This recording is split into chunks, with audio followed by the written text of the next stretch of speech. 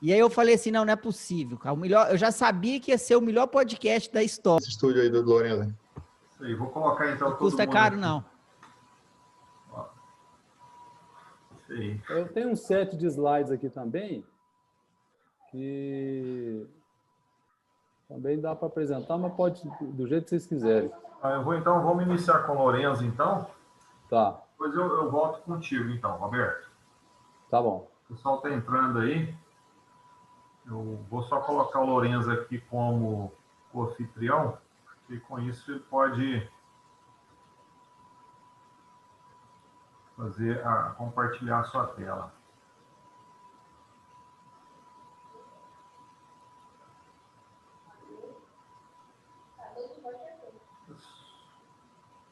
Ok. Pessoal, boa noite a todos que estão aí nos assistindo nesse exato momento. Para nós é um privilégio poder estar aqui conosco essa noite, né, nosso 12º webinar. E em nome da direção do Hospital e Maternidade Dr. Adelmo Leão, quero aqui dar boas-vindas a todos os nossos convidados que estão aqui conosco nesse webinar. Ficamos muito felizes com a participação de todos. Queria aqui, nesse momento, agradecer em nome do nosso querido diretor, Dr. Alide Maquin, né, representando a superintendência da SPDM, Associação Paulista de Desenvolvimento para a Medicina. Quero aqui também agradecer meu grande moderador, que sempre tem me apoiado, me ajudado, a pessoa do Dr. Togo Lemos, né, que é responsável aqui pela gestão de qualidade e segurança assistencial. Inclusive, Roberto, né, Lorenzo e todos, essa semana é a semana de segurança, né, do paciente.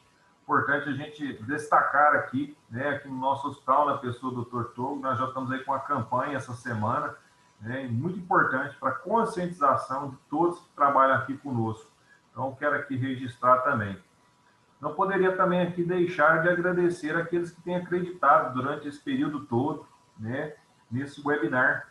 Esse webinar que já teve mais de 6.000 acessos de várias pessoas que já nos assistiram.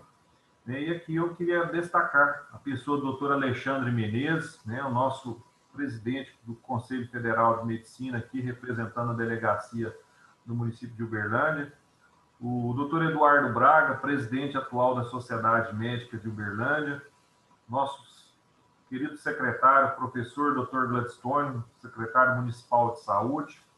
Agradeço também a todos os diretores clínicos e técnicos dos hospitais privados da nossa cidade, do Hospital de Clínicas, todos os diretores das unidades de saúde, as UAIs, todos os profissionais das equipes multidisciplinares, que eu sempre quero reforçar aqui, principalmente durante esse período de pandemia. Né, nós estamos vivenciando aí o ápice da pandemia no nosso município, mas quero aqui destacar, né, a importância de todos nesse atual momento. Então, aqui o meu muito obrigado, para nós é um privilégio. Quero aqui registrar o meu agradecimento, primeiramente, ao Dr. Lorenzo, né, que, para mim, o Dr. Lorenzo não mediu esforço, assim que eu fiz o convite, imediatamente tive a oportunidade aí de aceitá-lo, né, e quero aqui agradecer a sua pessoa do meu querido amigo, Dr. Roberto Botelho, a qual pessoa que eu conheço já há alguns anos, não vou mencionar aqui para não me comprometer, mas muito obrigado, Roberto, é um carinho tê-lo aqui conosco essa noite, e além de tudo, falar de um tema muito importante, né, que é essa questão aí da telemedicina, da informática, né, da atual circunstância na qual nós estamos vivenciando. Então, nesse momento, eu quero aqui passar a palavra para o nosso professor, né, o Dr. Togo Santos, para poder aí fazer o início, né, desse mais novo webinar. Dr. Togo, por gentileza. Obrigado, Wilter. Bom, em primeiro lugar, aí, muito obrigado, né, ao Lorenzo, e muito obrigado ao Roberto por aceitarem aí o convite feito pelo Wilter. A gente tem feito esses webinars aqui, é claro que eles surgiram de uma necessidade aí de toda essa atrapalhada que a gente acabou entrando nessa... Enfim, ninguém esperava, está aí, precisamos passar por ela, e eu vou dizer para vocês que hoje eu estava olhando mais uma vez os dados do que a gente tem enfrentado e como tem enfrentado a pandemia. Eu acho que a gente tem que é questão de se orgulhar, não, porque é uma tragédia muito grande, mas eu acho que a gente precisa realmente reconhecer o valor do que tem sido feito e de uma forma muito, muito íntegra, muito profissional por todo mundo que está trabalhando aí. Não, o Roberto está lá, vendo lá também, numa instituição privada. Não é brincadeira, o Rodrigo está aí, e o pessoal, estou vendo aí de Nasci ali, o pessoal que está na linha de frente mesmo, né? Eu não estou, estou numa situação tranquilaça, cômoda, estou aqui de longe, já tive em outras epidemias, dessa vez não, mas eu queria trazer a primeira mensagem essa, viu? A gente está passando num momento que eu acho que a gente tem muito, muito que aprender. Eu consegui reconhecer o valor de um modelo, de uma estrutura, de uma estratégia prévia para enfrentar um momento como esse. Não adianta imaginar que na hora da crise nós vamos começar a inventar alguma coisa, vai dar errado provavelmente. Então, eu acho que eu sou um apaixonado pelo sistema de saúde, pelo sistema público de saúde mesmo, e eu acho que o SUS tem demonstrado realmente uma capacidade absurda de enfrentar essa pandemia. Nós vamos analisar com mais cuidado, tomara que a gente consiga analisar bem o que aconteceu no Brasil, erros, acertos, mas eu acho que a gente pode tirar muito proveito disso tudo. E agora, a pergunta é o que a gente vai fazer após. Eu até achei interessante, não sei quem fez a pergunta, quem formulou a pergunta aí, não foi após a crise, foi até a próxima. Numa mistura aí de vamos dizer, um estímulo para a gente aprender, juntar o que a gente aprendeu aqui, né? Mas, por um outro lado, saber que realmente vão haver. Vai ocorrer de novo, vai ter, se não com essa característica, com uma outra característica, se for um agente infeccioso ou se for um outro tipo de agente que pode interferir na vida nossa, na vida como sociedade, está aí, nós estamos aí, estamos interligados totalmente. E hoje é um prazer a gente poder falar com duas pessoas que vivem de futuro, né? Eu pude olhar um pouco aí a vida do Lourenço, mas muito rápido, não tive condições de aprofundar, mas do que eu soube, quer dizer, é viver do futuro, mas um futuro agora, um futuro, né, que a gente está vivendo, não esse futuro que nunca chega, né? Não queremos mais falar em país do futuro, né? É um país no futuro. O futuro está aqui agora. E eu acho que o Roberto representa muito isso, né? O Roberto é um visionário aí, e já agradeço, inclusive, pela parceria, não só agora, né? Nós já tivemos oportunidade, nós estamos agora na Semana do Cuidado Seguro aí, e numa das edições que a gente fez um seminário, o Roberto nos abrilhantou lá, fechando o seminário. Agradeci lá e agradeço de novo, viu, Roberto? Você é sempre um parceiro muito querido aí, é uma honra para a gente ter você também com a gente. Então, basicamente é isso. Eu queria saber de vocês, estou muito curioso para saber se a gente sai melhor, se a gente sai pior, se a gente aprendeu realmente, ou se a gente precisa se preparar para uma nova crise. É preciso crise? A gente precisa de crise mesmo? Boa noite, pessoal. Eu vou começar aqui a me apresentar. Primeiramente, muito honrado de estar participando desse webinar com vocês, dizer que eu sou mineiro, apesar de morar em São Paulo, então o meu sangue é mineiro também. Além disso, sou um amigo pessoal do Roberto Botelho, já estive aí visitando o MC, visitando o Belândia, então para mim um grande privilégio me sinto honrado de participar aqui com vocês, agradeço na pessoa do Wilter que fez o convite, e o Hospital e Maternidade Dr. Odelmo Leão. Se a gente precisa de crise, infelizmente, o bom seria não precisar de crise. Só que é inevitável que a crise chegue. E aí é isso que eu vou falar um pouquinho aqui, quando eu puder compartilhar rapidamente meus slides. Eu pretendo ter uma exposição de 15 minutos, máximo 20. Não sei se o Roberto quer complementar antes, ou eu já posso compartilhar. Pode tocar, eu entro na sequência. Tá, vou compartilhar aqui. Vocês estão vendo aí minha tela, não estão? Ok. Sim, Lourenço. Tá ótimo. Sim, tranquilo. Então, esse título, Togo, ele esse título, quem me inspirou foi um autor que chama Nassim Taleb, escreveu um dos seus livros, chama Antifrágil, e ele defende a hipótese que as crises elas serão cada vez mais constantes e num curto espaço de tempo, né? Por que isso? Porque a gente vive num ambiente de constantes incertezas. O que antes era planejado e se você seguisse aquele script, você teria chance de sucesso, hoje seguir um roteiro é muito mais difícil porque não se tem certeza do que há pela frente. Então, crises serão cada vez mais frequentes. E nós que somos de um setor extremamente conservador, e deve ser assim, porque a gente lida com o ser humano, com a vida humana, mas nós precisamos entender que diante de crises não há outra saída senão a inovação, senão trazer coisas novas, agregar valor diferente para o sistema. Isto é a resposta para toda e qualquer crise. A crise, ela nos tira da zona de conforto e nos obriga a inovar, a inventar, como você falou muito bem, Togo.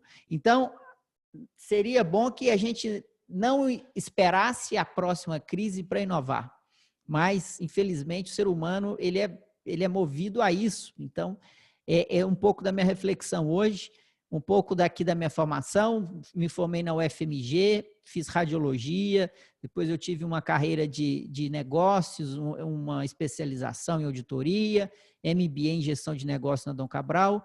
O ano passado terminei um mestrado na Fundação Getúlio Vargas. Atualmente eu coordeno uma disciplina na Faculdade de Medicina São Leopoldo Mandic, a disciplina chama Medicina Digital, aqui em Campinas, essa faculdade. E eu tenho a minha empresa, que é o Saúde Digital Ecossistema, que é um canal de conteúdo que traz, muito antes da Covid, nós estamos há mais de 3 anos no mercado, que traz a relevância, que traz o porquê o médico precisa entender de novas tecnologias e passar por um processo de transformação digital para ele entregar valor e fazer bem feito para o paciente. Então, o que a gente defende é que essas novas camadas de conhecimento são necessárias. Só o diploma e o conhecimento técnico não é suficiente. Veio a crise, veio a pandemia, ficou mais claro e evidente esta necessidade de se reinventar, de acrescentar novas camadas de conhecimento. Então, começando, como se preparar para a próxima crise, que com certeza elas serão mais frequentes, essa frase aqui, o feito é melhor que o perfeito não feito. Essa é uma frase que nós médicos, nós profissionais de saúde, nós temos muita dificuldade, porque nós não fomos treinados para isso. Por quê? Porque quando a gente lida com a vida humana, não dá para eu fazer algo, testar algo rapidamente, porque eu preciso passar por uma evidência clínica, um estudo multicêntrico, com N grande, com uma amostra grande. Isso é real, isso é verdadeiro e continua sendo verdade quando a gente está falando de doenças e de impacto na doença do ser humano. Mas para todas as outras coisas que estão envolvidas com a medicina e com o setor de saúde, isso não é verdade. Então, a forma com que eu posso fazer a minha gestão, a forma com que eu posso gerir o meu bloco cirúrgico, a forma com que eu posso gerir o meu consultório, toda vez que eu fizer o quanto antes, testar mais rápido, mais barato e coletar feedback do meu usuário, que na maioria das vezes o nosso público é o nosso paciente, nós estaremos mais preparados a entregar o produto que ele precisa, e não o que a gente acha que ele precisa. Então, quando você pega a medicina, nós temos muita dificuldade em querer ouvir a opinião do paciente, porque nós pensamos que nós sabemos tudo e que a gente sabe o que é bom para ele. Muitas das vezes, o paciente não consegue compartilhar conosco o tratamento dele, porque ele não tem esse conhecimento. Mas para todas as outras, isso não é verdade. Para todas as outras, a forma com que ele é atendido, a forma com que se pega um acesso venoso, a forma com que ele espera na fila do pronto-socorro, na fila da internação, isso, o feito é melhor do que o perfeito. A gente teria que estar ali fazendo igual as startups fazem, coletando feedback com esse paciente o tempo todo, mandando um link para o WhatsApp dele, falando, me dá sua opinião. O que você achou desse atendimento aqui? Você tem alguma crítica para fazer? O que eu posso melhorar? E a gente tem um modelo de pensamento muito autocentrado em achar que o que a gente faz é melhor, a gente sabe. Hoje mesmo eu tive um exemplo, fui submetido a um exame de imagem num hospital daqui. A técnica de enfermagem pegou o meu acesso e ela pegou o acesso e injetou um bolos de soro, mas numa velocidade assim absurda, que eu assustei. Eu falei, mas para que a senhora fazer essa injeção nessa velocidade? Ela falou, não, eu preciso porque eu estou testando a sua veia, que você vai entrar numa bomba ali que vai injetar o contraste. Eu falei, agora você me explicou, agora eu entendi. Se você tivesse me falado isso antes, que você tinha que testar a minha veia, eu estaria preparado para receber isso. E eu não teria assustado. Então, da próxima vez, não importa quem esteja sentado aqui, explique para ele que você vai testar a veia, porque isso é um procedimento padrão seu. Então, quer dizer, ela está munida de excelência técnica, porque ela precisava testar a minha veia. Mas por que ela não me comunicou que ela ia fazer isso? Então, essas pequenas coisas, é só a gente que está no setor de saúde passar a experimentar ser paciente. Você vai ver pequenas coisas que poderiam ser mudadas e que o feito é melhor que o perfeito. Se eu não coletar feedback, se eu não perguntar ao meu paciente o que ele precisa, eu nunca vou saber o que está acontecendo. Muitas pessoas sentam naquela cadeira, sentem o que eu sinto, mas não falam para ela. Porque às vezes tem uma hierarquia, tem uma dificuldade. Então, é isso, a gente precisa coletar esse feedback o mais rápido possível. Outra coisa, conhecimento não praticado é conhecimento. Conhecimento praticado é transformação. Já se foi uma época em que o conhecimento técnico, e ele era muito bem exemplificado na quantidade de diplomas e certificados que tem na parede de um consultório, por exemplo, ele tinha grande valia. Já foi essa época, só que essa época passou. Essa época ela não dá mais. Hoje, se eu não consigo aplicar o meu conhecimento e transformar esse conhecimento em algo que proporcione uma melhor experiência para o meu paciente, para o meu cliente, eu estarei perdendo espaço. Vou exemplificar de novo. Minha esposa ficou grávida, a gente mudou para Campinas quando eu cheguei aqui. Eu tive a indicação de um médico, de um ginecologista, de um outro médico. Essa minha esposa foi nessa ginecologista, ela demorou 3 meses para falar que não queria ser consultado com essa ginecologista. Essa ginecologista é excelente formação, é uma médica sem reparo nenhum, cheio de certificado na parede. Só que a minha esposa não teve uma boa relação médico-paciente com ela, e ela apontou para mim o celular e falou, eu quero ir nesta médica, eu quero ir na médica do Instagram. Eu falei, não, mas médico só vai em médico que outro médico indica. Você está achando uma médica aí do Instagram e eu vou te levar nessa médica do Instagram? Aí ela falou, não, mas não estou te entendendo, você fala de inovação, você ensina os médicos a usarem tecnologia, você vai ter esse pensamento conservador? E aí eu falei, é verdade, vamos lá, vamos nessa médica. E aí, fato foi que a experiência dela foi fantástica, foi excelente, a médica é muito boa, ou seja, ambas as médicas são muito boas, ambas são excelentes, tem uma competência técnica absurda, só que a diferença é que uma está totalmente aplicando o seu conhecimento com as ferramentas que o cidadão, que o paciente quer hoje em dia. A minha esposa é mais nova que eu, é uma nativa digital, ela consome produtos digitais, Instagram, Facebook, então essa médica falou a língua dela. Ambas as médicas são excelentes, não há diferença técnica entre uma e outra, Só que o relacionamento de uma foi aplicado para a situação do momento em que nós estamos, a outra ainda não está nessa situação. Direção é mais importante que movimento. Essa frase é outra coisa, é o seguinte, a gente acha que assim, não, médico tem isso assim, né? Não, estou trabalhando demais, estou tendo tempo para nada, e sempre foi, né? Eu nunca vi um médico que trabalhou pouco. O médico sempre trabalhou muito. Mas às vezes ele está trabalhando tanto que ele não está parando para tirar a cabeça para fora e respirar e falar assim, mas o que está acontecendo com o mundo? O que está acontecendo ao meu redor? Quais são as tendências? Ele fica tão absorvido pelas tendências que ele não tem tempo para respirar e avaliar as tendências. Aí, na hora que chega uma crise, como chega uma pandemia dessa, o negócio aperta. Então, em junho, a gente teve, eu vou exemplificar aqui, em junho a gente teve um anúncio na Folha de São Paulo falando que os hospitais privados do Brasil, até aquela data de junho, estava com a estimativa da dívida nos 3 meses de pandemia, até aquele junho, era de 18 bi de reais. E que a estimativa era que 350 mil funcionários fossem demitidos desses hospitais privados, né?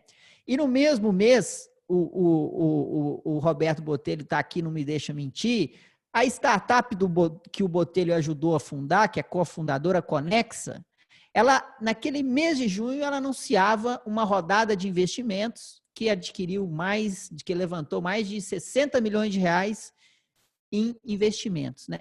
Como pode, assim, 2 setores da saúde, um hospital perdendo dinheiro, o outro, uma startup de tecnologia que também lida com saúde,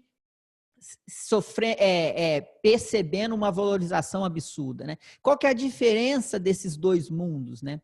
E aí eu também não tenho a resposta, mas será que os hospitais não ficaram com muito movimento e com a direção errada?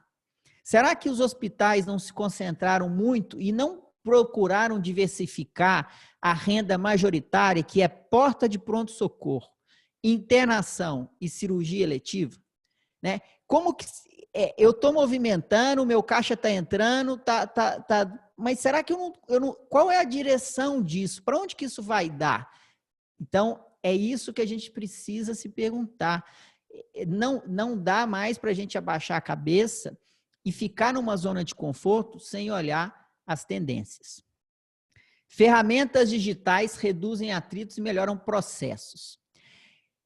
É para isso que elas existem. Então, se a gente for resumir toda essa revolução digital que a gente está tendo e que entrou na nossa vida de uma maneira muito rápida após a pandemia, principalmente para nós da saúde, a gente precisa entender que as ferramentas digitais que vingam, que prosperam, que estão no mercado e vão continuar no mercado, elas fazem essas 2 coisas, principalmente. Elas reduzem atritos e melhoram os processos. E quem constrói essas ferramentas digitais, os empreendedores, eles têm uma cabeça que é assim. Aonde existe uma ineficiência, aonde tem desperdício de dinheiro, aonde tem um serviço mal feito que não está entregando valor, a cabeça do empreendedor, ela funciona, é igual um radar, assim, ó. Ele fica olhando, o empreendedor ele fica olhando e fala assim, aonde tem desperdício? Aonde está faltando valor? Aonde não está entregando valor? Onde está jogando dinheiro fora? Ele vai construir uma ferramenta digital para retirar atrito e melhorar processo, para alterar esse sistema. Então, se nós estivermos fazendo algo que o desperdício é grande e a entrega de valor é pequena, nós estamos muito ameaçados em vivemos um processo de ruptura de uma ferramenta digital que retira atrito e melhora processo. Esta é a teoria, porque os empreendedores estão aí, a tecnologia está disponível, é commodity, e elas estão aí para fazer isso. Então, qual que é a minha responsabilidade enquanto profissional? Eu estou entregando o valor de fato e de verdade na cadeia em que eu estou inserido? O meu paciente, ele está recebendo o valor do que eu faço ou eu estou desperdiçando valor e consumindo recursos? Eu sou médico radiologista, sempre me preocupou a quantidade de exames normais que eu laudava. Sempre tive essa preocupação. Apesar de ganhar por exame, quanto mais exame eu laudar, mais o meu salário é maior, o meu salário é melhor e maior no final do mês. Eu sempre me preocupei com o valor que eu entrego, porque não tem saída. Se eu estou dando muito laudo normal, alguma coisa vai acontecer. Esse exame não está sendo bem solicitado, alguém está pagando a conta e o sistema e a conta vai chegar. Então, quando a gente vê uma inteligência artificial para analisar exame de imagem, o que ela vai fazer é retirar atrito e melhorar o processo. Ela não vai substituir o médico. Ela vai retirar atrito e melhorar o processo. Exame normal, ela vai passar a peneira. Então, se eu tenho muito exame normal, é porque está sendo mal indicado e a gente nem sempre, tá? Exame normal tem o seu valor, mas a gente precisa pensar nessa lógica que eu estou trazendo aqui para a minha realidade. Para terminar, o último slide, encerrar o papo nosso, como se preparar para a próxima crise. Eu estava voltando de viagem, aí eu sou de Piuí, Minas Gerais, não sei se vocês conhecem, interior de Minas, meus pais moram lá ainda, perto de Capitólio, Furnas. Voltando de Piuí para Campinas, atualmente eu moro em Campinas, estava com sono com a minha família, eu tive que parar para tomar um café, peguei um café e um Doritos, escolhi o mais apimentado, o mais forte, e estava escrito isso aqui, ó, é para aqueles que querem sair do óbvio, que buscam sempre desafiar a lógica do senso comum. Desafiar a lógica do senso comum. E se você é um desses que nem sempre quer fazer sentido, você é dos nossos. Doritos for the bold. Essa palavrinha bold, ela é uma palavrinha muito empregada para isso aqui, para aqueles que querem desafiar a lógica, que querem arriscar, que querem fazer algo diferente.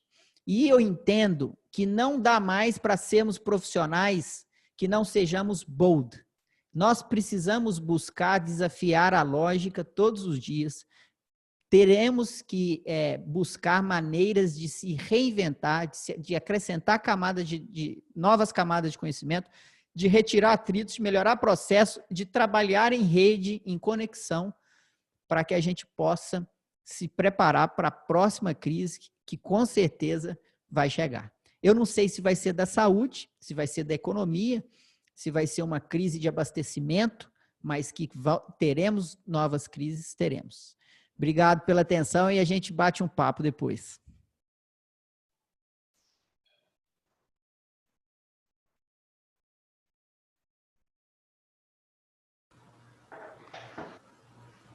Excelente aí, Lorenzo. Pôs a cabeça para mexer aqui. Os Doritos aí, então, falhou aqui a gente. Roberto, fica à vontade. Você está aí, pode começar? Sim, eu posso compartilhar os slides.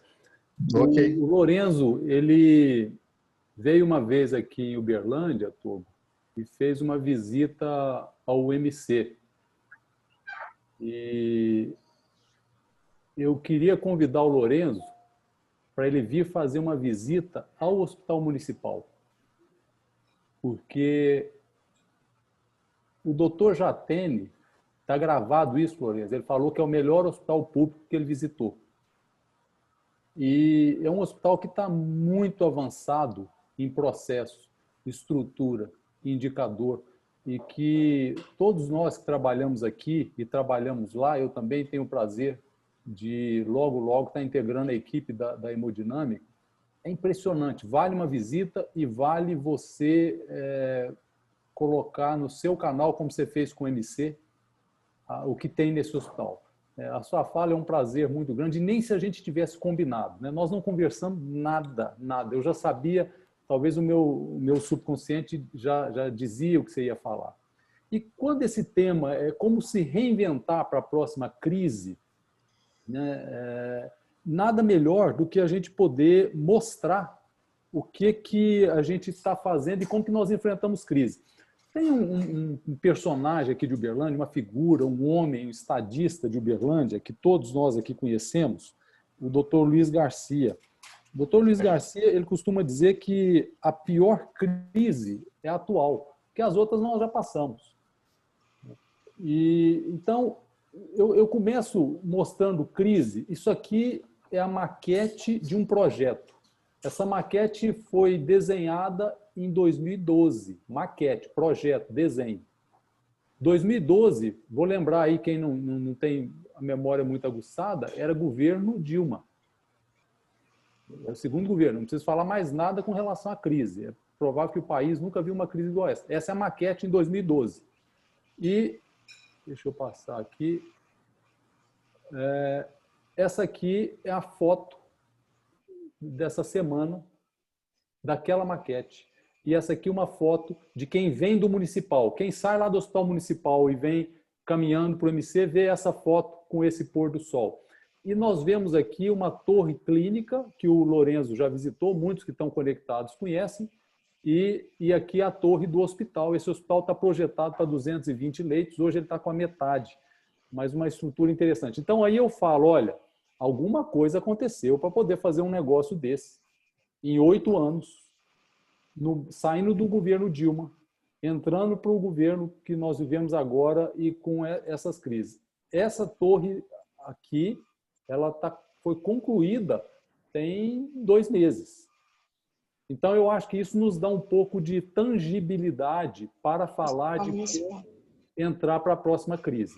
Mas eu gosto muito desse gráfico, que é do Tom Friedman, que escreveu O Mundo Plano e escreveu Obrigado por se atrasar.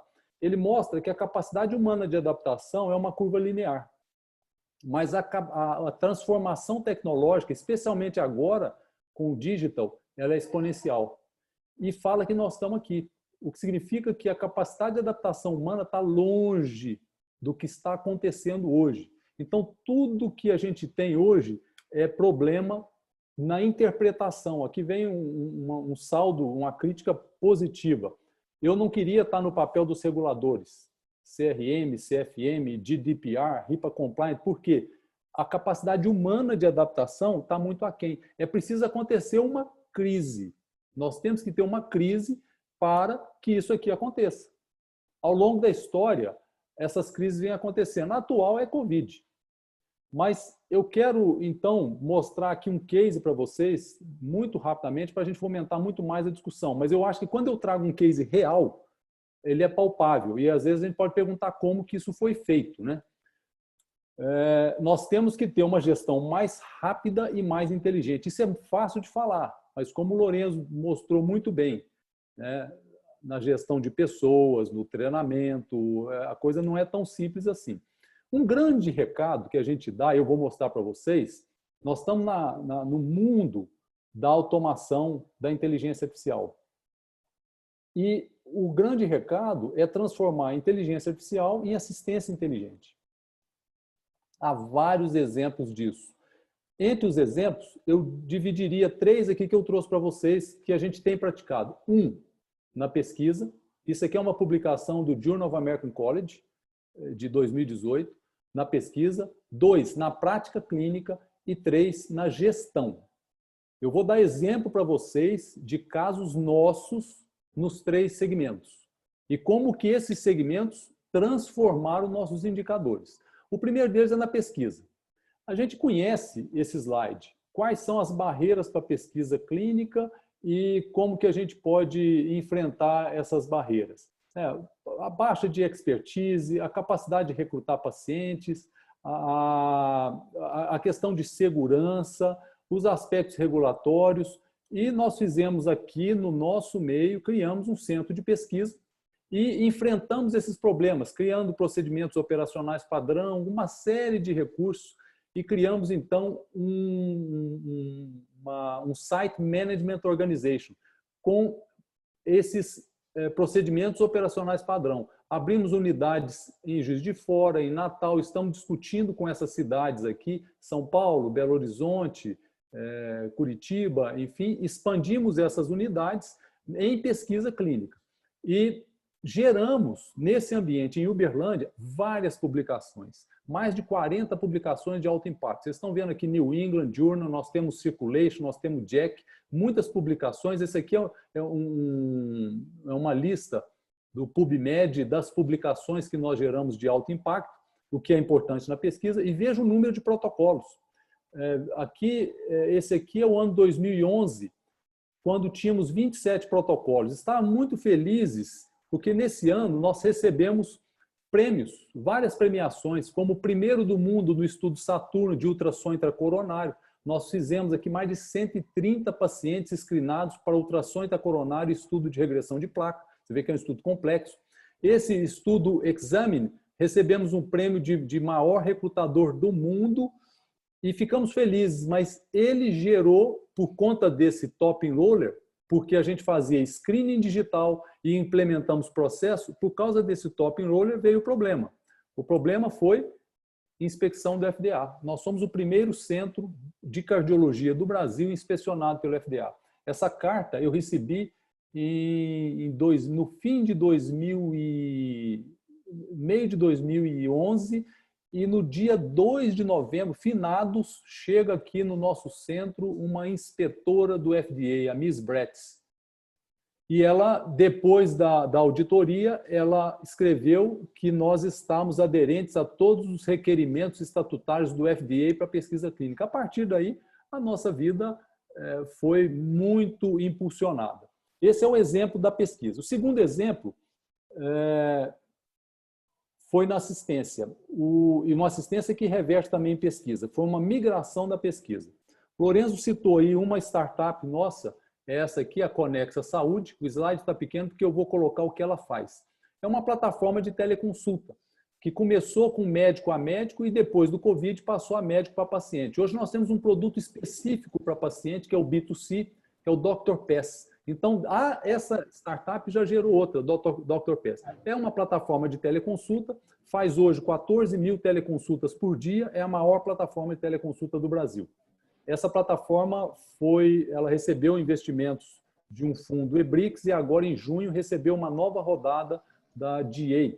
Mas o que ela tem de inteligente por trás e que eu conversava com o Lorenzo aqui nos bastidores, nenhuma outra tem. Nasceu dessa cultura, desse mindset de inovação e vem responder essa pergunta que foi colocada. Como que nós vamos enfrentar as crises?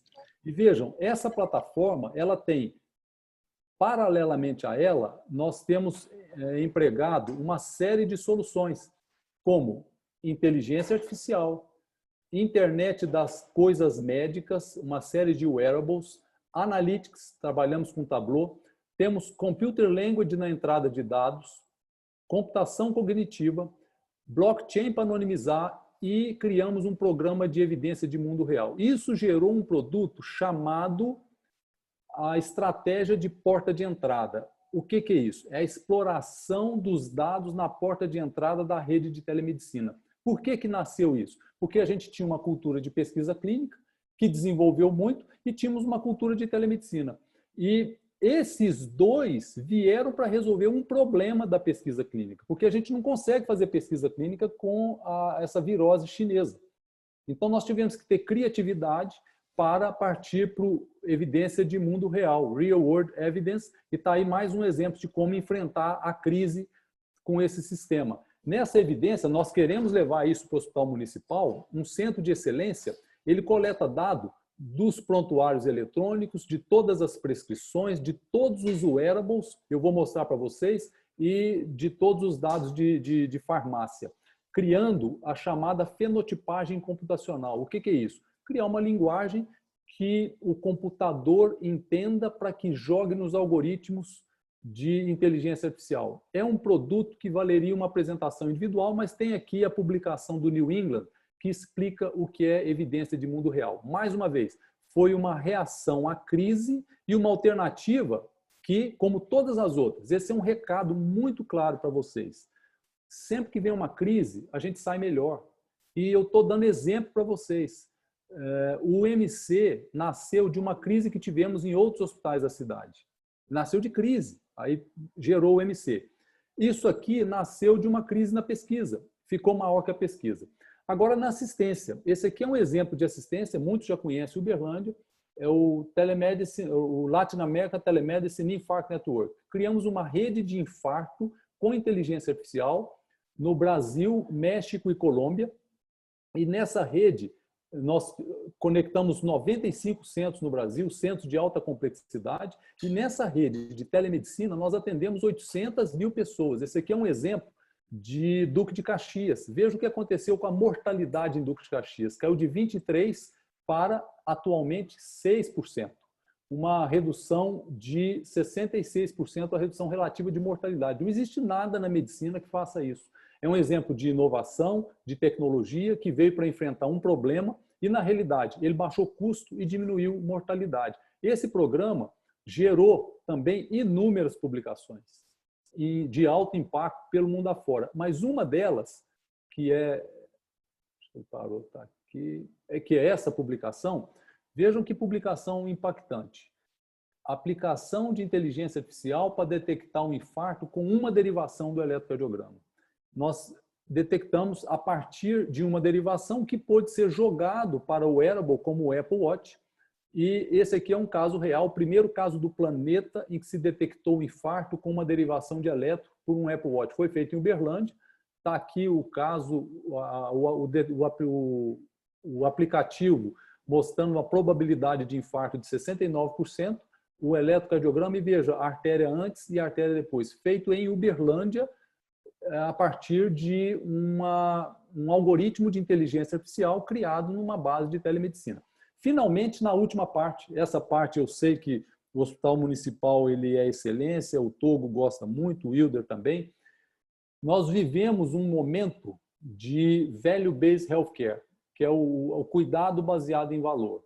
É uma regrazinha muito simples, que o que é valor em tudo na vida, mas especificamente em medicina? Você entregar um indicador, um outcome de qualidade, por exemplo, mortalidade, por exemplo, infecção hospitalar, por exemplo, qualidade de vida por ano de vida salva, dividido pelo custo, desde que uma intervenção apropriada. Com essa regrazinha, nós temos aqui no MC, criamos um programa, um dos primeiros programas nacionais de Accountable Care Organization. O que nós estamos fazendo no MC? Já temos um projeto rodando com mais de 3 mil vidas de um convênio de saúde e que são de uma empresa local. O que fazemos, então? Nós estamos implementando as nossas tecnologias para um cuidado contínuo que começa com a atenção básica, a atenção primária de saúde. Nós temos uma APS, nós temos telemedicina, teleconsulta, telemonitorização, nós temos o DRG, que é o Disease Related Group, vocês conhecem muito bem, e integramos tudo isso com apoio à orientação de um modelo da KPMG Mundo. A KPMG trouxe esse modelo para nós e nós estamos fazendo aqui em Uberlândia. Então, é um exemplo de inovação para enfrentar uma crise. Que crise? A crise que vivemos na saúde. O problema de custo, o problema da inflação médica, o problema da crise do número de cobertura de vidas. Então, os pagadores nos solicitaram um modelo de accountable care. Eu estou chegando, então, aqui ao final para mostrar um produto nosso desenvolvido aqui dentro da nossa operação, que é um produto de inteligência para segmento da conta. Esse produto já está disponível em vários hospitais brasileiros e que nasceu da operação de blockchain, mas virou uma vertical que eu entro num hospital e a gente já levou para os hospitais parceiros e eu reduzo o tempo de conta, eu reduzo a glosa, eu entrego mais recurso para o hospital.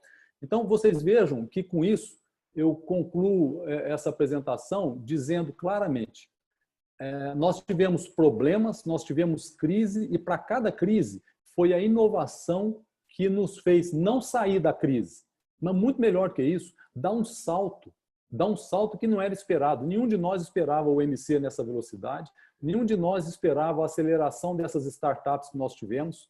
Nós tivemos 4 acelerações de startup muito acima do que a gente esperava. E hoje o nosso complexo ele é um ecossistema de saúde. Nós tivemos um problema na pesquisa e saltamos para um Real World Evidence, que hoje é muitas vezes melhor, mais abrangente do que o programa de pesquisa clínica senso estrito, apesar da gente ainda estar fazendo. Então, são exemplos concretos que eu trouxe para a discussão, Wilder, Togo e o time do Municipal, depois da introdução do Lorenzo, que é um amigo com essa cabeça. O Lorenzo me apresentou muita gente boa e que me apresentou me apresentou a pessoas, por exemplo, Lorenzo, o Gilberto, da Predict Vision. Eu tive uma reunião com ele semana passada para esse programa de computação cognitiva. O Gilberto, o Lorenzo me apresentou, ele tem uma base no Canadá e uma base no Japão. O Lorenzo trouxe o cara aqui em Uberlândia e ele está nos ajudando no projeto concreto de computação cognitiva. Então, é muito rico. Eu acho que a gente tem espaço aqui para um debate muito divertido, viu, Togo? Sempre é, né, Roberto? Com vocês aí, agora estou conhecendo o Lorenzo aí. E não me estranha nada você dizer aí que você não tratou com o Lorenzo, mas a fala dele praticamente se encaixou completamente no que você ia dizer, né? Aí eu lembrei dos Bold lá, do Doritos. Eu vou lembrar do Bold agora o tempo inteiro. Vocês são Bold, então Bold se entende, fala a mesma língua. E ainda bem que a gente tem, tomara que tenha cada vez mais, né? Mas eu queria fazer uma colocação para vocês, que eu acho que quando vocês dizem como é que a gente sai melhor, como é que a gente evolui e como é que a gente se adapta, eu vou tomar a liberdade aqui de usar como sinônimo, talvez não sendo, talvez errando, mas no sentido do aprendizado. Eu fico muito preocupado, assim, com aquele gráfico que você mostra, Botelho, o gráfico que você diz da capacidade de adaptação humana e a evolução exponencial mesmo, né, da geração até, vamos dizer, de conhecimento, de tecnologia, tudo, eu fico pensando se, na verdade, essa curva realmente tende a continuar tão reta assim da adaptação humana assim. E o quanto que é possível a gente acreditar que as pessoas aprendem e os sistemas aprendem. Eu acho que até aqui a gente veio trazendo a necessidade das pessoas aprenderem e que é fundamental que as pessoas aprendam. Mas o que vocês estão mostrando para a gente, pelo que eu entendi muito, aí o Roberto acho que mostrou muito bem isso, é como que talvez os sistemas aprendam muito mais rápido. E como que a gente pode aprender também junto. Quer dizer, agora não tem mais o aprendizado individual, quer dizer, não é aquilo, acho que muito dentro do que o Lorenzo falou, quer dizer, não é eu ir fazer 17 cursos lá, isso é necessário. Quer dizer, eu preciso ter ferramentas técnicas, obviamente, isso não é desprezível. Mas será que essa curva... Eu fiquei meio incomodado, olha eu, incomodado com o Friedman. Uma ousadia aqui, quase uma heresia. Mas será que ela vai continuar reta assim mesmo? Será que a gente não vai conseguir se adaptar e aprender mais rápido, cada vez mais rápido? Pode ser qualquer um dos dois aí. A sua colocação ela é fantástica. E o Friedman ele comenta sobre isso, viu? Ele comenta a grande dificuldade, barreira que nós temos, você é um expert nisso, né, Togo? É a gestão de pessoas. Tem um exemplo de uma publicação, eu tenho um slide dela aqui. Depois que uma diretriz escrita, definida, leva-se 17 anos para que metade das pessoas adotem essa diretriz. Isso é uma publicação americana. Então, eu acho que o indivíduo ele pode ter uma curva de adaptação próxima daquela, mas não chega perto, não, porque a máquina é exponencial e tem uma teoria do determinismo tecnológico. Agora, o nosso problema é que nós temos que levar isso para populações. Então, quando você entra num ecossistema, você entra no ecossistema do hospital municipal.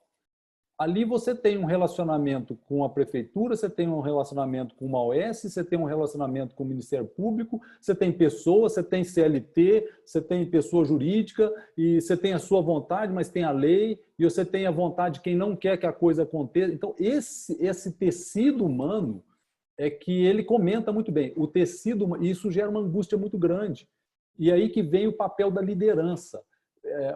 A liderança, ela tem que perceber com quem ela está lidando, em que ambiente ela está lidando. E você entende isso muito bem porque você está no setor público de um hospital evoluído e está no setor privado. Você consegue ver a diferença. E o Friedman, ele comenta isso. E ele ainda fala de um outro aspecto do nacionalismo. Você vai ter transformações globais, mas você vai ter implementações nacionais e resistências nacionais. Então, é um desafio muito grande. Agora, sendo um desafio muito grande, ele abre um espaço para aquilo que eu mostrei, é oportunidade. Toda vez que a gente vê uma crise, é oportunidade para o Oceano Azul. Excelente, Togo, a sua colocação.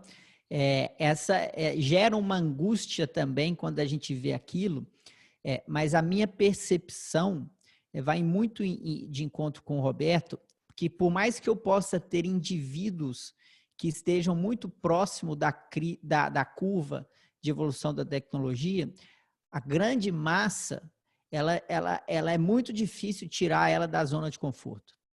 Então se você pegar, vamos pegar, eu sou médico, a gente pode falar, se for pegar os médicos, a dificuldade de aquisição, de mudar paradigmas da classe médica, a gente precisa colocar isso em debate, né? Em 2019, a resolução de telemedicina ela foi aprovada, menos de um mês depois ela caiu. Será que se a gente já não tivesse usando essa telemedicina há um ano, quando chegasse a crise, nós já não estaríamos mais preparados? Pensam vocês, com um ano de estudo, de prática, das especialidades médicas, das sociedades médicas, produzindo conhecimento, o que funciona, o que não funciona, não seria isso, essa implementação a toque de caixa. Então, há que se lembrar que esta evolução, essas duas curvas, elas não significam que vai ter um deterioramento da sociedade. Que eu acredito que vai haver uma distribuição desses valores na sociedade. Porque a entrega de valor é tão grande que essas pessoas que estão fora dessa curva, elas são beneficiadas em conjunto, elas são alavancadas para cima. Então, o sistema econômico, social se ajeita de modo que essas pessoas que não acompanharam essa evolução, elas conseguem serem alavancadas e puxadas pela entrega de valor dessas novas tecnologias, né? E tem um outro conceito, que é o conceito de singularidade, não sei se vocês já escutaram. O conceito de singularidade, ele tem muito a ver com essa curva. É quando uma máquina for capaz de criar outra máquina e a máquina filha superar a máquina mãe. Quando a gente chegar nesse ponto, aí ninguém segura mais. Aí as máquinas... E aí como é que vai ficar a humanidade? Isso assusta. Isso realmente assusta. Isso são discussões filosóficas. Mas tem todos esses pontos que a gente pode considerar. Esse ponto aí, Togo, você me permitir, que o Lourenço comentou, do singularity, eu conheci o Kurzweil e a curva que ele falava do crescimento exponencial, ele previa que em 2040 um computador de $1.000 iria processar mais que todos os cérebros humanos, no mesmo preço de hoje. Essa curva foi derrubada agora em setembro de 2019, com uma publicação do Nature da computação quântica, em que o computador quântico processou em 200 segundos o que o melhor computador do mundo levaria 10 anos, né, 10 anos. 10 anos para 200 segundos. Então, essa é a proporção que a gente não consegue acompanhar. É uma proporção muito complicada, especialmente no regulador. Vou dar um exemplo aqui, um exemplo muito concreto. Nós assinamos, aí o Brasil agora ele é signatário da Lei Geral de Proteção de Dados. E aí tem que definir o que é dado sensível. Aí vem lá os intelectuais e tal. Dado sensível são os dados que identificam as pessoas. Ok. Já tem maluco que criou algoritmo de inteligência artificial que identifica a pessoa pelo eletrocardiograma. Identifica o sexo pelo eletrocardiograma. E vocês sabem de algoritmos que identificam muito mais coisas. Então, eu tive um encontro com o Mauro.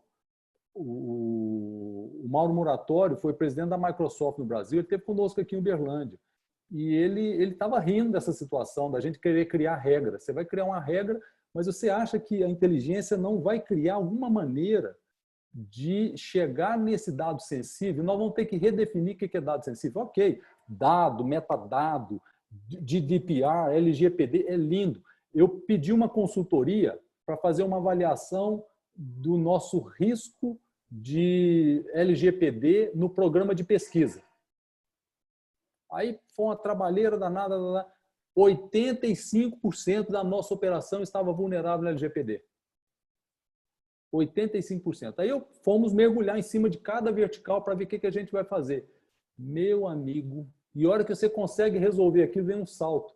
Então, é um nightmare que, de fato, entra nesse problema exponencial que o Lourenço comentou. Perfeito. Na verdade, eu esperava, imaginei que vocês fossem, até pelo entusiasmo que vocês levam isso, imaginar que realmente talvez até ele tenha sido conservador naquela curva exponencial lá e a coisa possa, né, se descontrolar. E é interessante que nisso tudo, né, a gente talvez tenha que voltar ao século 4, 5 antes de Cristo lá, tem que voltar e pedir para Hipócrates, para então pedir uma ajuda, falar assim, pessoal, o que a gente faz agora? Aí a gente anda 2.500 anos para trás para poder falar, dar uma luz para a gente, que nós estamos agora, a gente estava numa escuridão de escassez, nós estamos agora numa escuridão de abundância, não sabemos o que a gente faz com tanto dado, com tanta informação, com tanto conhecimento, né? Eu queria fazer uma pergunta para o Lourenço. O Lourenço, quando comentou, falou assim, um hospital que estava em dificuldade no momento da pandemia, e aí, de repente, aliás, o Roberto aí deu um exemplo, né, claro, e que aí uma startup tem uma evolução fantástica. E os dois lidam com a mesma coisa. Eu queria que vocês discorressem. Será que eles lidam mesmo com a mesma coisa? Será que esse hospital ainda não lida com atendimento à saúde, atendimento à doença, e o outro lida com informação, com capacidade de gerar informação e fazer isso circular? Queria ouvir de vocês se eles são realmente a mesma coisa ou não. Boa pergunta, excelente pergunta, que vai trazer boa reflexão. Na minha opinião, eles lidam exatamente com a mesma coisa, com o paciente. A startup de telemedicina, o foco dela, o propósito dela é o paciente. O hospital, o propósito é o paciente. O que é diferente? Modelos de negócio. Como que um ofere lucro, de onde que vem o recurso, de onde vem a receita, quais são os processos para gerar essa receita. Aí que está a ruptura, né? Assim, por exemplo, vamos pegar o Uber. Quem que esperaria que o cara que tem um carro na garagem, ele vai ser concorrente do taxista? Mas, no final das contas, o cliente do taxista e do Uber é o mesmo, é o cidadão que precisa de locomoção. Aí, esse ponto seu, essa pergunta sua é muito oportuna, porque, para mim, aí que está a ruptura dos negócios. Quando eu consigo enxergar um novo modelo de negócio para o mesmo cliente. E aí, agora eu não estou entrando no mérito qual que é mais fácil, qual que é mais difícil. É a gente enxergar novos modelos de negócio. E eu chamo a atenção que os hospitais, a maioria deles, os hospitais privados, eles se concentram num nicho de mercado que é porta de pronto-socorro, internações eletivas, enfermaria e bloco cirúrgico. Então, o Brasil tem 500 anos que os hospitais estão fazendo isso. E aí, como que eu pego esse cliente e penso um novo modelo de negócio para ele, para eu estar preparado para diversificar a minha receita? É aí que está a ruptura. E eu também não tenho resposta, se eu tivesse, tá? Mas eu acho que é isso que a gente precisa pensar. Não sei se o Botelho concorda. Realmente, essa pergunta ela é fantástica, né? Isso aqui, ainda bem que está sendo gravado. Que reunião interessante. Estou vivendo esse problema agora, Togo. Eu estava conversando com o Alexandre Menezes, que você conhece, e nesse momento de Covid, dá vontade de fechar o hospital. Fechar. Porque é o caos. você tem 25% de pessoas contaminadas, você perde o efetivo. O atendimento de um paciente de Covid é 4 vezes mais complicado que o atendimento de um paciente convencional. Aí o tempo, a qualidade, é uma confusão o hospital.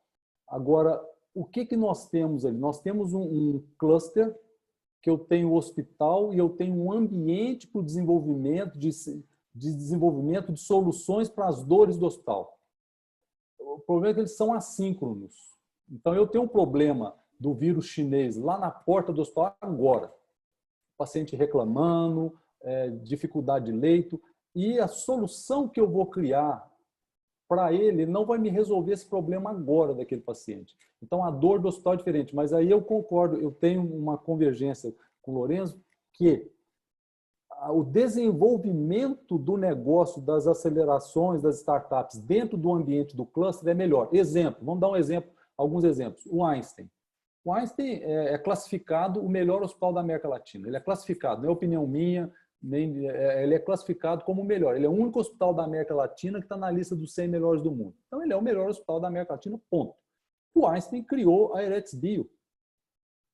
O Einstein criou o grupo, o setor educacional, faculdade, pós-graduação, mas tudo orbitando dentro de um peso de um hospital de excelência. E ali ele sente dor e ele desenvolve soluções. Então, ele foi criativo, ele é um modelo fantástico, ele buscou cabeças fantásticas e ele tornou exponencial a qualidade dele. Então, o que a gente está fazendo aqui é um modelo tupiniquim daquilo, né? Nós temos alguns ecossistemas. Então, eu acho que a saída, não tem jeito do hospital desistir de ser hospital, ele vai ter que continuar sendo hospital. A boa saída, o que a gente tem feito, hoje eu presido a Fundação Adib Jatene, é a primeira vez que eu falo isso publicamente. Hoje o Zé Roberto Mendonça de Barros me passou o cargo. E o que nós vamos fazer dentro da Fundação Adib Jatene, que é a fundação de apoio do Dante Pazanese? Nós estamos criando ali núcleos de aceleração e a nossa prioridade é um hospital digital com criatividade na bioengenharia, com criatividade no Big Data. O Dante é um dos hospitais de Big Data do Estado, para que a gente aproveite o ecossistema para gerar valor. Ele tem que atender, ele tem que fazer a cirurgia cardíaca, ele tem que atender pelo SUS, 99% dos atendimentos pelo SUS. Então, ele precisa de criatividade. Eu acho que essa oportunidade, ela é... Então, os hospitais, recado que a gente dá, em vez do hospital olhar como problema, ele tem que aproveitar o seu conteúdo para criar esses ambientes de aceleração, para sentir as dores e transformar a dor em produto. Vamos dar um exemplo aqui que eu trago para vocês, e até se o hospital municipal tiver interesse, a gente leva e implanta lá no hospital municipal. Vocês devem conhecer o Anestec. O Anestec é um sistema de inteligência para centro cirúrgico. Ele é absolutamente fenomenal. É inteligência para gestão de centro cirúrgico, gestão da anestesia e gestão das complicações. E ele nasceu de quê? Ele nasceu de problema. Um anestesista, que o Lourenço conhece muito bem, um cara brilhante de Florianópolis, ele é anestesista, ele sentiu a dor, falou, não é possível que eu vou ficar anotando no papelzinho o volume de oxigênio que é consumido. Não é possível que eu vou anotar no papelzinho a ampola que eu utilizei, eu não sei nem quantos ml da ampola eu utilizei, mas eu vou anotar no papelzinho. Não é possível que eu vou anotar aqui as complicações e esse papelzinho vai se perder. Aí ele criou uma plataforma de inteligência totalmente digital, integrada com uma maciça comunicação de máquina dentro do centro cirúrgico, integrada, uma inteligência maluca. O que esse produto faz dentro de um hospital? Ele nasceu de uma dor. Tem resistência, alguém não quer, não sei se isso é bom, se não é bom, mas os números, chega no fim do mês, não tem jeito de não implantar. E aí vem aquele ponto, onde que nasceu? Dentro do hospital. Mas o hospital onde ele nasceu não está participando do produto, porque não quis. Eu tenho alguns projetos pessoais meus, a Conex, é um projeto que eu fui, ninguém do meu hospital quis ir comigo, não quis. Eu cheguei a ouvir de pessoas falar, olha, isso aí é muito intangível, impalpável. O nosso negócio aqui é um negócio bem quadradinho, bonitinho, que a gente já sabe onde vai chegar. Esse negócio seu aí pode derreter, pode não virar nada, a concorrência é muito grande. Então, o ambiente da inovação é um ambiente de risco, é um ambiente que tem que ser muito rápido, mas é um ambiente que quando você tem o insight, aí vem um recado, o último recado que eu quero dar para os médicos, e eu tenho falado isso, você pega um gestor, um economista, e não consegue transformá-lo num médico, não tem jeito, impossível. Mas você transforma um médico em um economista em 3 meses. 3 meses. Ele é um economista talvez melhor do que os economistas. Eu estou falando isso aqui publicamente. É pesado falar isso publicamente. O médico, eu acho que ele é um elemento de um número de habilidades e de talentos muito difícil ter um elemento como esse. Só que ele não sabe.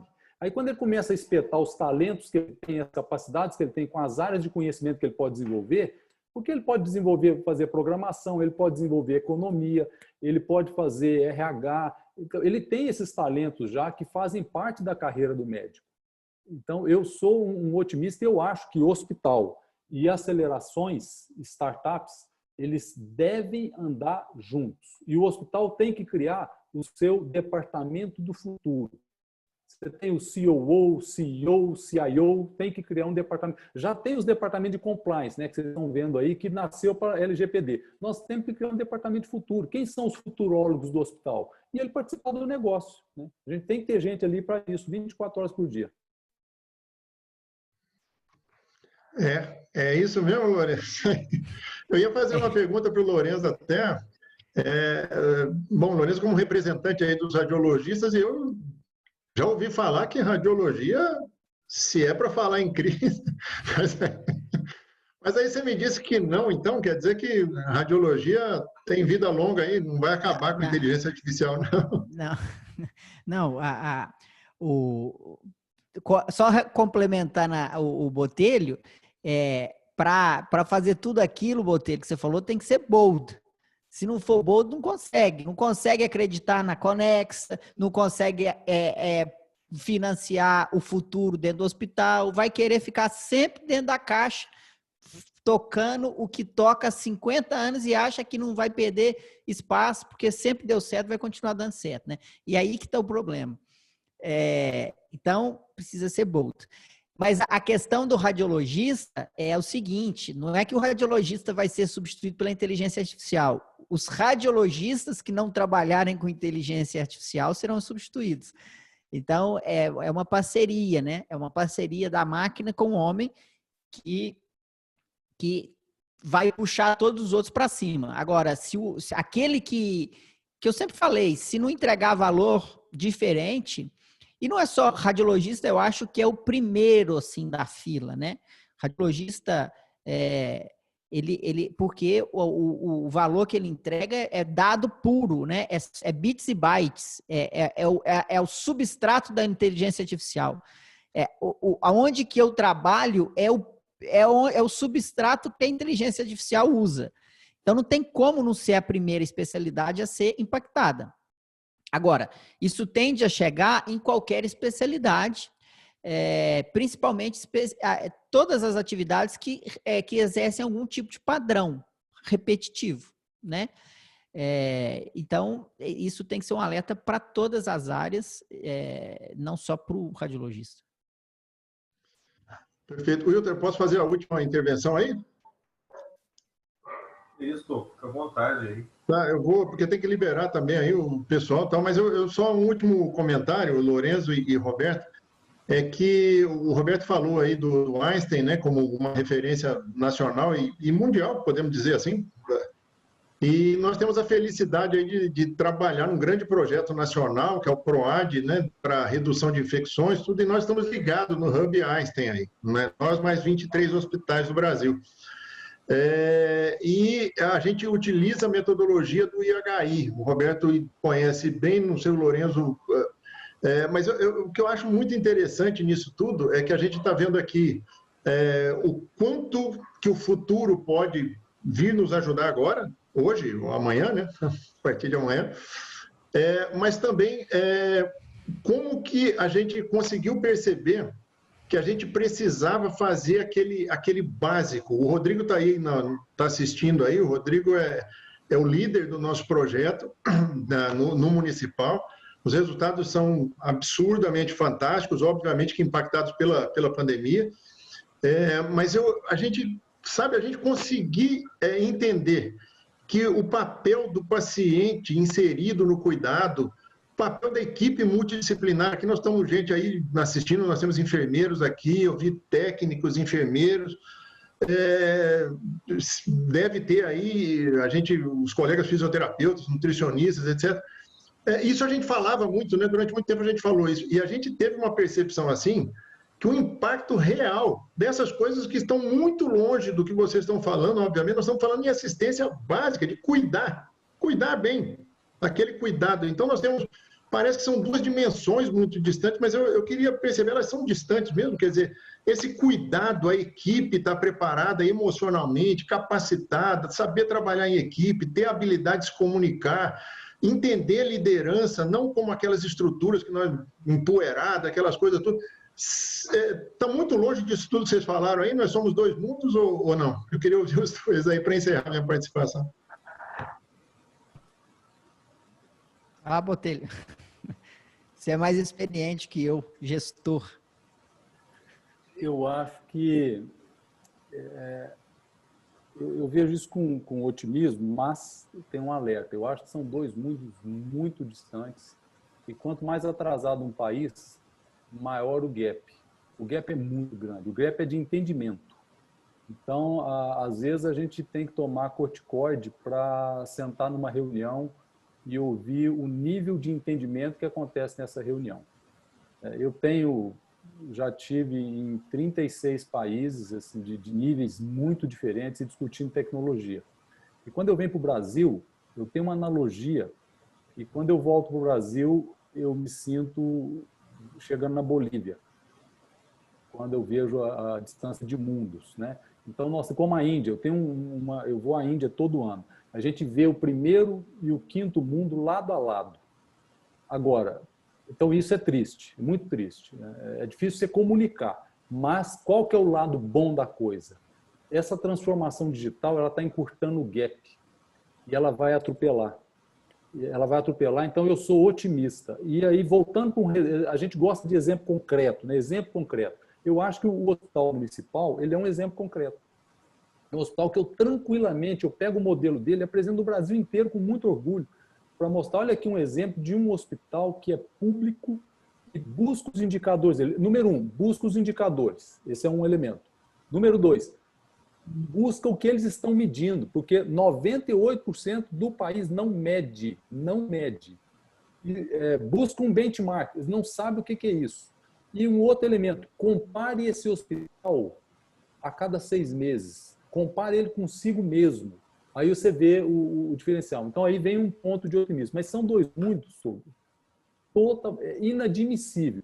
E aí você coloca em cima disso o problema da máquina pública que é engessada, né? E se ela não entende, porque não adianta você ter uma ideia, não adianta você ter as pessoas, e eu acho, pela gestão, Lorenzo, quanto mais cabelo branco eu ganho, mais eu entendo o valor das pessoas. Pessoas numa organização são fundamentais. Eu conheço organizações que são modestas do ponto de vista estrutural, mas elas são fantástica do ponto de vista de processo. E conheço o contrário. Organizações que são desastrosas do ponto de vista de processo. Então, são pessoas. E você conseguir manter pessoas motivadas na Bolívia, com todo respeito à Bolívia, eu nunca fui à Bolívia. O gap que eu sinto, Togo, é esse gap. Então, dentro de uma organização, às vezes você senta com uma pessoa que está em cargo de liderança e fala, não é possível que eu estou escutando isso. O gap é monumental, mas eu repito, eu tenho visto a tecnologia, essa reunião que nós temos aqui, ó, você trouxe o Lourenço de São Paulo, você pode trazer pessoas do mundo inteiro, eu vi aqui que desde que nós começamos, as pessoas estão conectadas e não desligaram. Você comentou que o Rodrigo está conectado, eu olhei, ele está de máscara porque deve estar dentro da UTI trabalhando. O cara está de plantão e está trabalhando porque quer aprender, quer indicador. Então, esse pessoal aqui é gente que vai contaminar a gente, que vai contaminar a gente, que vai contaminar a gente, e a coisa anda. Mas o gap é grande demais. Lorenzo, eu queria aproveitar, porque você disse que você tem um curso, uma disciplina, então é isso? E aí eu queria saber, nós estamos preparando as pessoas para virem para esse mundo, para entender a conversa que o Roberto quer aí? Então, isso eu concordo com tudo que o Roberto falou. O gap é grande. O Brasil, infelizmente, investe muito pouco em educação. Isso é muito difícil a gente avançar na velocidade que a gente precisa. E uma fala do Roberto que vocês podem ir lá no meu Instagram, tem uma imagem igual aquelas que eu postei, que eu fiz aqui na minha apresentação, que fala que quanto mais eu entendo de tecnologia, mais eu tenho convicção que a solução está nas pessoas. Se vocês forem lá no meu Instagram, vocês vão encontrar. Porque a tecnologia sempre será meio, sempre será ferramenta, sempre será o capacitador para que algo aconteça. E as pessoas que têm que ter essa capacidade de fazer as conexões necessárias e exponenciar o conhecimento. E aí, qual que é a saída para tudo isso? A saída para tudo isso é um exemplo que a gente está tendo agora. Chama conexão, que eu gosto de resumir de mentalidade de plataforma. As pessoas pensam que plataformas são só produtos digitais. Não. Plataforma, a feira livre que você vai no domingo, comprar verdura e comer pastel, é uma plataforma. Um bom enfermeiro num hospital público, que ele conhece do centro cirúrgico, da internação, da assistência, esse enfermeiro, ele funciona como uma plataforma, conhecendo e conectando pessoas, retirando atritos, melhorando processos. Nós devemos ser profissionais com essa mentalidade de plataforma, mesmo que eu não enxergue o retorno sobre esse investimento. Mesmo que eu não enxergue que lucro eu vou ter nessa ação prática de ser uma plataforma. Por exemplo, eu como hospital público, eu preciso abrir espaço para conectar com soluções que agregam valor para o paciente, mesmo que eu não tenha um lucro evidente no curto prazo. Eu, como médico de consultório, por mais cheia que esteja a minha agenda, se eu não estiver atento a quem eu vou me conectar para retirar atritos e melhorar processo para o meu paciente, eu não estou funcionando como uma plataforma. E eu corro o risco de ser disruptado, sofrer um processo de ruptura. Então, a solução é isso. E aqui o que a gente está fazendo isso é uma conexão. Pessoas integradas, buscando conhecimento, trocando ideia, mentalidade de plataforma. Muito bacana, viu? Muito obrigado, Lorenzo. Obrigado, Roberto. A minha participação encerra aqui. Estou muito satisfeito. Vou dormir semi-bold hoje, hein? Quase. Muito obrigado a vocês dois aí. Passo para o Wilter aí. Doutor, antes de finalizar aqui, assim que o Roberto foi inaugurar o MC, ele me convidou para mim ir lá. Né? Roberto, você deve se lembrar, né? Estive lá em 2 momentos. Até como você mesmo sempre mencionou para mim, né? Você precisava vir aqui porque eu precisava de uma conexão. E a minha ida lá naquele momento foi para lembrar da visita, né? Do nosso ex-ministro aqui no nosso querido hospital. Você lembra disso? E aí você precisava fazer a colocação na timeline da apresentação que nós iríamos receber no dia da inauguração, você se recordou. Lorenzo, eu fiz a questão de retornar nessa lembrança, porque assim, essa lembrança na época quando eu estive com o Roberto, o Roberto me encantou muito com uma sala que ele tem lá no UMC, no qual ele denomina Sala do Bill Gates. É uma sala fantástica, eu acho que deve ter tido a oportunidade de conhecer. E lá ele tem, né, as suas startups, ele tem o seu processo de aceleração. Então, assim, hoje, tanto eu como todos os demais que estamos aqui, a gente trabalha num hospital público, né? É claro que nós temos aí os resultados, nós temos os indicadores, nós temos os processos, mas, assim, hoje a gente sabe que a gente caminha muito para um processo de tecnologia e a cada vez mais a gente necessita muito da TI. Então, eu queria saber a opinião de vocês, a importância na TI, né, dentro de um hospital, e ainda mais dentro de um hospital público. Né? O que nós precisaríamos investir para tal forma de a gente ter, quem sabe, aí uma sala do Bill Gates, né? Nesse sentido. É fundamental para a sobrevivência. Eu vou ser bem enfático. Eu acredito que empresas, públicas ou privadas, que não investirem em ter um centro de uma inteligência computacional de gestão e processamento de dados e confecção de produtos digitais, ela não sobreviverá no longo prazo. Então, eu sei, minha carreira foi toda no SUS, eu formei na UFMG, fiz residência lá, sei como que funciona. E aí, por isso que a gente precisa que esse gap que a gente comentou, das pessoas entenderem para onde que o mundo está caminhando e fazendo um passo de cada vez, né? Não vou querer fazer agora ser a Apple aqui dentro de um hospital público, mas o que eu fiz no último mês para ter essa direção? O que eu fiz no último ano para estar mais próximo de ter uma TI própria, atuante e protagonista, né? Esses números que a gente precisa saber. Qual passo eu tenho dado para estar mais próximo do meu objetivo, sabendo que os produtos, os problemas da sociedade humana serão cada vez mais resolvidos através de produtos digitais. Então, se eu sou um hospital, eu resolvo problemas. E eu não estou construindo as ferramentas para solucionar problemas. Se eu sou qualquer coisa, qualquer empresa. Então, isso precisa estar muito claro e evidente. E não é olhar para a Apple, ou não é olhar para o Einstein. É olhar para o que eu fiz de melhor em relação ao mês passado, a semana passada. E a última dica, a minha colocação aqui, eu gravei um podcast com o Roberto Botelho, está lá no Spotify, tem vários episódios, está aqui no link, chama Saúde Digital, você buscar no Spotify. E o podcast que o Roberto foi o recorde de audiência, foi o que teve mais download. Então, se vocês, a gente levou um papo muito legal lá, convido vocês a ouvirem o podcast do Saúde Digital.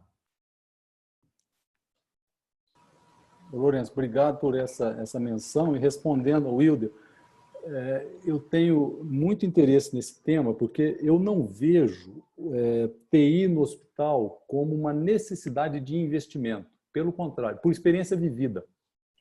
TI no hospital é a oportunidade de geração de projetos e de resultado. Eu te dou exemplo da minha própria experiência. Eu tinha uma operação de telemedicina que era modesta, não tinha recurso, vendia o almoço para pagar o jantar, e um jovem lá veio, nos provocou e criamos um departamento de inteligência artificial há 11 anos atrás. 11 anos atrás. E o que nós investimos para isso? Nada. Eu tenho uma foto, depois eu vou te mostrar a foto do time da inteligência artificial. Ficava um em cima do outro, assim, porque não cabia computador. Não tinha espaço físico, era numa casinha alugada lá em Santiago do Chile. O que esse laboratório gerou de produto para a empresa foi de uma ordem assim, de 7, 8 mil vezes o faturamento da empresa. Então, isso foi uma experiência concreta de uma operação, que depois nós vendemos essa operação no mercado, vendemos para um fundo espanhol. Mas o que nós gastamos para o laboratório? Zero. Não gastamos nada. Então, eu dou aqui um outro exemplo da própria Conexa. A Conexa, antes da pandemia, ela atendia 300 consultas por dia. E estava lá com 15 caras no TI. No primeiro mês da pandemia, ela passou para 10 mil consultas por dia. E até a última vez que eu vi no mês passado, nós estávamos com 214 caras no TI. não foi o investimento adiantado. Então, mas o que eu tenho convicção hoje? Você atrair pessoas... Outro exemplo, né, que o Lourenço conhece bem. Participei lá do lançamento do Inova Encore, do Inova HC. O Lourenço estava lá também. O que foi isso? É um ambiente criado do lado do hospital público, lá no Encore, lá no HC, como nós vamos desenvolver na Fundação Adibjatene. Você cria o ambiente para cultivar as mentes para usufruir em um ambiente do hospital. Investimento, talvez um espaço físico que você tem sobrando lá. Mas aí é a cultura. Você pegar a cultura, trazer as cabeças, e a maioria jovens. Aqui dentro do MC, nós temos ali na UNA um andar de aceleração. Vai lá para você ver quantas aceleradas tem. Então, eu acho que hoje, no passado, sim, a gente falava em TI, tinha que contratar a Cisco, milhões de dólares e não sei o quê. Prontuário eletrônico, eu lembro no HCOR, quando ele implantou, eu estava lá na época, era 1 milhão e meio de dólares para implantar um sisteminha. Hoje, eu veria o seguinte, eu acho, dentro do hospital municipal, a gente criar alguma maneira que a lei permita de uma colaboração que seja público-privado, o que quiser, mas é preciso ter ali um espaço para a gente levar os cérebros lá para dentro. Esses cérebros vão gerar muito mais do que todo o orçamento de SUS anual do hospital.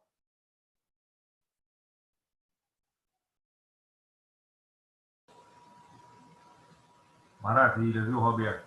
Muito bom. Muito bom mesmo. Tulo, eu acho que eu tô com o telefone aqui, as pessoas estão mandando, estão nos assistindo, só elogios. O pessoal está encantado. Uma frase que ficou aqui hoje, ficou fantástica, né? Retirar atrito e melhorar processos.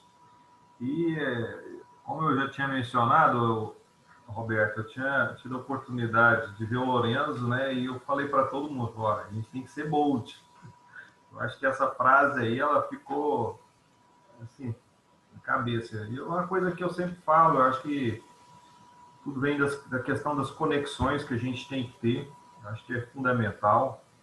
Roberto, Togo, os demais aqui, muitos me conhecem, sabe essa questão. Acho que a primeira questão que eu falo de conexão é o trato com o paciente de forma humanizada, é linkar, é sempre se colocar na posição do outro, né? Mas, de toda forma, a gente tem que estar sempre buscando o melhor.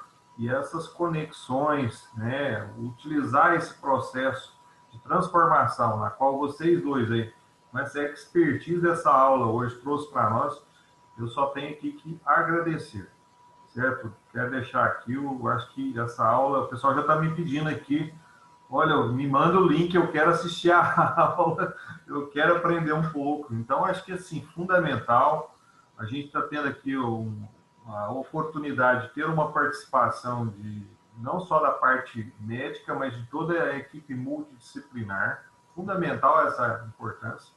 Acho que o Lourenço foi muito feliz ali na colocação, quando ele trouxe, né, a questão da plataforma na qual o enfermeiro... Hoje nós temos enfermeiros aqui que eles entendem desde a entrada, da saída, você entendeu? O paciente está no domicílio, ele nos dá informação, então eles sabem fazer essa conexão, e eu acho que isso a gente não consegue mudar, né? E, assim, o Roberto falou uma coisa perfeita. Eu acho que se a gente puder trazer, melhorar essa questão da TI dentro do hospital, a gente sempre conversa, o Togo, ele me aflora muito, ele me provoca muito, nesse sentido de querer sempre trazer o melhor. E eu tenho tentado buscar, né, tanto eu como nossa direção atual do nosso querido hospital, trazer o melhor para todos nós aqui. Então, acho que gostaria aqui, primeiramente, finalizando, agradecer ao Dr. Roberto Botelho pelo carinho, pela atenção, pela amizade do Roberto, sempre no poder aí estar participando aí, tanto nesses eventos que nós estamos aqui fazendo, quanto em outros. Deixo aqui o convite para outras oportunidades. Lourenço, muito obrigado. Obrigado de coração aí, você é um cara fantástico. O pessoal está aqui me perguntando sua idade. Eu falei, ó, Eu não vou, não Eu vou me chuto arriscar. 13. Eu chuto 13 aí, viu? Muito Quem dá obrigado. mais, hein? Quem dá mais? Eu Parabéns, falo que cara. é mais do que parece, viu, pessoal? Eu tenho, ó, vou contar um pouquinho. Já sou pai de 2, está chegando o terceiro. E aí? Esse pessoal Então, do Piauí é bravo mesmo, eu sei. o pessoal do Piauí é bravo. Ó, obrigado pelo convite. Em breve vou visitar Uberlândia e quero conhecer o hospital pessoalmente. E vamos fazer um conteúdo, gravar um podcast daí, viu? Botelho vai comigo, não vai, Botelho? Um prazer. Então tá bom. Um prazer. É um privilégio poder recebê-lo aqui. Com certeza, vai ser um sucesso. Obrigado, viu? Muito obrigado. Roberto. Um abraço a todos. Ok. Sempre no final a gente faz um selfie, viu, Roberto, Lourenço?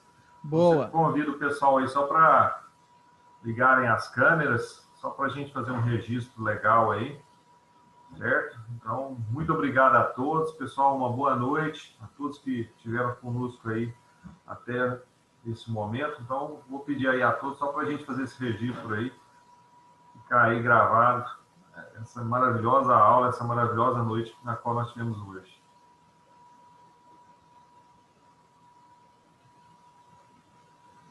Pessoal, não precisa passar perfume não, viu? Pode ficar tranquilos aí.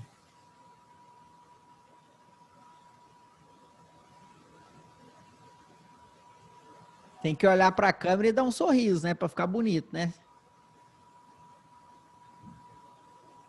Então, mais um.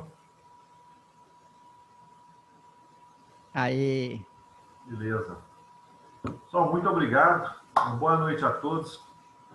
Fiquem com Valeu, Deus. boa noite, pessoal. Boa noite. Bom descanso a todos. Boa noite.